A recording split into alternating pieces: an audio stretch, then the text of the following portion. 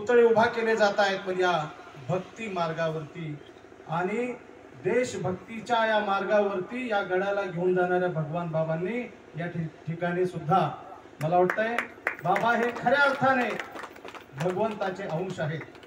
अनेक भक्तांना देवरूपी आशीर्वाद देऊन अनेकांचं जीवन हे उज्ज्वल करण्याचं काम केलेलं आहे. आणि भगवंत ज्यावेळेस अवतार घेतो त्यावेळेस दृश्य स्वरूपात नाही, अदृश्य स्वरूपात दिसत नाही, मात्र भगवान बाबांच्या कृपेने अदृश्य स्वरूपामध्ये आशीर्वाद देऊन अनेक जणांना उपेक्षित समाजाला अपेक्षित समाजामध्ये घेऊन येऊन अनेक जणांच्या जीवनाचा उद्धार करण्याचं काम बाबांनी केलेलं आहे. मला वाटतं हे ईश्वराचं काम आहे.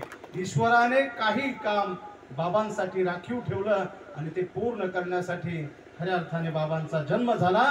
आणि या गडावरती जे काही सामाजिक समरसतेचं सामाजिक सद्भावतेचं काम चालतं, त्यामुळे अनेक या गडाच्या 20-25 गावाच्या परिसरामध्ये जर पाहिलं तर एक अध्यात्माचं अतिशय चांगलं वलय निर्माण झालं.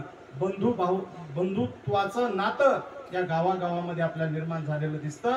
आणि त्याच्यामुळे हे ईश्वरीय काम करणाऱ्या आदरणीय भगवान बाबांच्या चरणी मी पुनश्च नतमस्तक होतो. आणि खऱ्या अर्थाने ताई आज आपण जो काही स्वर या ईश्वराशी जोडून आम्हाला सगळ्यांना तल्लीन केलं आणि आम्हालाही वाटतं की कधीतरी गावं, पण आपला आवाज ऐकल्यानंतर आमचं गाणं बंद होतं, कारण की आपला आवाज हा खऱ्या अर्थाने आम्हाला अध्यात्माशी अधिक जवळ घेऊन जातो.